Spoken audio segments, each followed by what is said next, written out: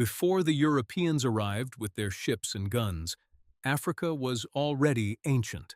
Great kingdoms stretched across the savanna, forests, and deserts of a vast continent. Universities in Timbuktu held more books than most cities in Europe could ever dream of. Gold and salt caravans crossed the Sahara, connecting civilizations that thrived for centuries. This was Africa before the world tried to break it, before the chains, before the conquest. This is the story you were never taught in school, the real history of a continent. 400 years of resistance, survival, and rebirth across the greatest landmass on Earth. Stay with us, because this journey will change everything you thought you knew about Africa. In 1500, the Kingdom of Congo was a sophisticated state along the Atlantic coast. Portuguese sailors arrived in 1502, claiming they came in peace and friendship. The Congo king welcomed them, converted to Christianity, and sent his son to study in Lisbon. It was a fatal mistake that would cost millions of lives in the centuries that followed. By 1540, the Portuguese had transformed from partners into predators across the coast. They built fortresses and trading posts, demanding something more valuable than gold or ivory. They wanted people, endless streams of enslaved human beings, to work plantations in Brazil. The Atlantic slave trade exploded into the cruelest business the world had ever witnessed. Between 1600 and 1800, over 12 million Africans were kidnapped. They were marched to the coast in chains, branded with hot irons, and packed into ships.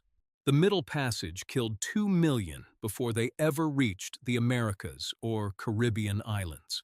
Survivors faced lifetimes of brutality in fields of sugar, cotton, and tobacco under the sun. The damage to Africa was even more profound and devastating than the terrible loss of lives. Entire regions were depopulated as slave raiders penetrated deeper into the interior each year. Kingdoms that traded in gold now traded in human flesh to survive the terrible slave trade. The gun became the currency of power, and violence became the language of the African coast. Villages fortified themselves against neighbors, trust collapsed, and societies fractured. Yet even during this nightmare, resistance never ceased across the African continent and islands. Enslaved Africans revolted on ships, established maroon communities, and fought back everywhere.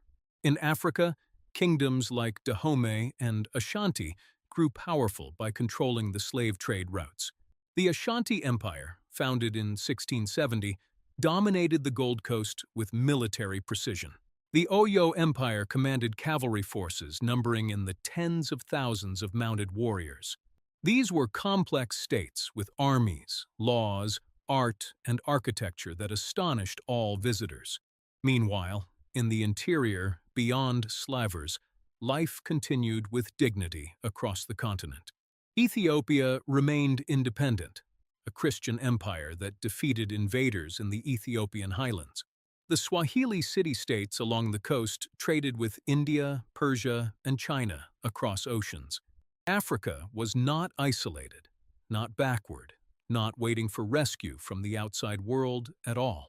But the 18th century brought new threats as European ambitions grew beyond slave trading. Explorers mapped the interior, sending reports to capitals hungry for new territories to claim. The Industrial Revolution created demand for raw materials Africa possessed in great abundance. The scramble for Africa began in earnest after 1880, a land grab without precedent. At Berlin in 1884, European powers gathered to divide the entire continent. No African was invited to the table where men drew lines on maps with simple rulers. Borders sliced through ethnic groups, ancient kingdoms, and sacred lands with complete disregard. Leopold of Belgium claimed the Congo as his personal property, not even a Belgian colony. His force publique terrorized the population, cutting off hands to enforce rubber quotas. 10 million Congolese died in what historians now call the first modern genocide in Africa. But Africa did not submit without a fight that echoed across mountains, deserts, and plains. In Ethiopia, Menelik mobilized 100,000 warriors against invading Italian armies. At Adwa in 1896, Ethiopian forces destroyed the Italian army in battle. It was the only African victory against a European colonial power during that terrible era. Menelik's triumph inspired resistance movements from Senegal to South Africa for generations. Elsewhere, resistance was crushed beneath European guns, cannons, and Maxim machine guns. The Herero people of Namibia rebelled against German colonizers in 1904. The Germans responded with extermination, killing 80% of the Herero population. The Maji Maji Rebellion saw tribes unite against colonial rule across German East Africa.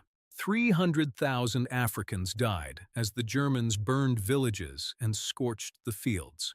By 1900, 90% of Africa had fallen under European control. Only Ethiopia and Liberia remained independent on a continent carved up like a feast table. The colonizers claimed they brought civilization, Christianity, and progress to Africa's interior. What they brought was extraction, exploitation, and death on an industrial scale.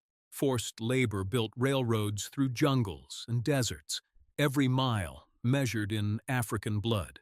Diamond mines turned men into expendable machinery working in deadly shafts beneath the ground.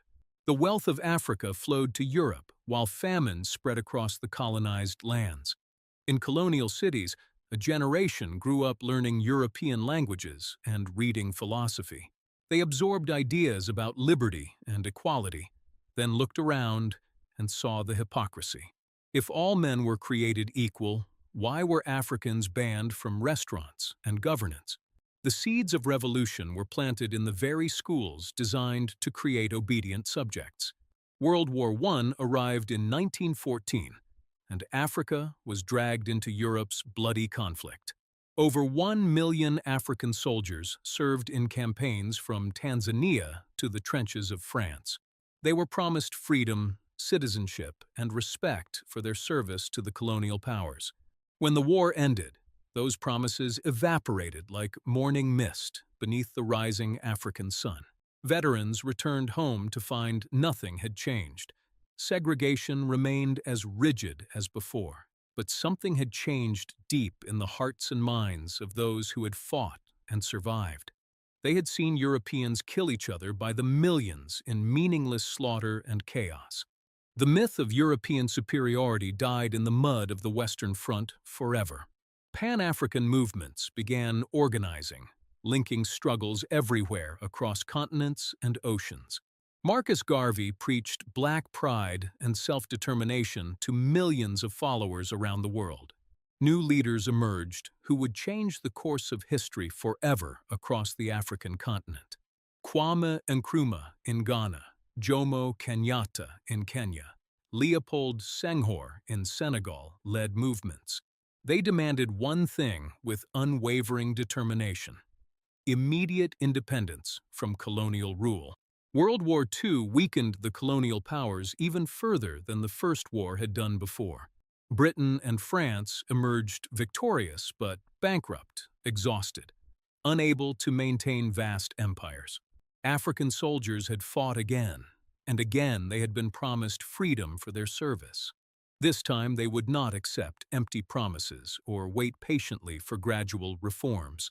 1957 marked the beginning of the end for colonialism in Africa entirely. Ghana became the first sub-Saharan nation to achieve independence under Nkrumah's leadership. Nkrumah stood before hundreds of thousands in March and declared that freedom had arrived. His words electrified the continent and echoed across oceans to inspire millions everywhere. The floodgates opened wide, and nothing could close them again for any colonial power. 1960 became the Year of Africa, as 17 nations broke free from colonial control. From Algeria to Tanzania, Nigeria to Congo, liberation movements forced colonizers out. Some powers left peacefully after negotiations. Others fought brutal wars until defeat. But one by one, across the vast continent, the flags of European empires came down forever. Independence was not the end of struggles or the beginning of peace for Africa. The borders drawn in Berlin remained, containing ethnic groups that were forced together. Those tensions exploded into violence across newly independent nations throughout the 60s. The Cold War turned Africa into a chessboard where superpowers played games with African lives. America and Russia funded coups, armed militias, and supported dictators everywhere they could. Lumumba, the elected leader of Congo, was assassinated with foreign involvement. Dictators like Mobutu in Zaire and Idi Amin in Uganda rose to power with foreign backing. They looted treasuries while their people starved and suffered under brutal repression. Civil wars erupted in Nigeria, Angola, Mozambique, and Sudan, killing millions. Yet through chaos and pain, Africa continued to fight for true liberation and justice. Anti-apartheid resistance in South Africa intensified as the world finally began to pay attention. Nelson Mandela, imprisoned for 27 years, became a global symbol of resistance and hope. International sanctions strangled the apartheid regime as protests erupted in townships everywhere. By 1990, the system was crumbling under the weight of its own contradictions. De Klerk released Mandela, and 4 years later, South Africa held its first democratic elections. Mandela became president, proving that reconciliation was possible after decades of hatred. It was Africa's greatest triumph in the 20th century, a beacon of hope for the world. Today, Africa is home to over 1.4 billion people across 54 diverse nations. It is the youngest continent on Earth, with a median age of just 19 years old. Its economies are among the fastest growing on the planet, driven by technology and innovation. The scars of slavery and colonialism remain visible in poverty, inequality, and ongoing conflict. But so does the spirit of resistance that survived 4 centuries of attempts to destroy it. Africa was enslaved, carved up by foreign powers, exploited for wealth, and written off entirely. Yet it survived every attempt to erase it, every chain meant to bind it down forever. Today, it rises on its own terms, writing its own future with fierce determination and pride. Unbroken, unapologetic, unstoppable despite everything the world threw at it for centuries. Like and subscribe. Africa's greatest chapter is still being written right now.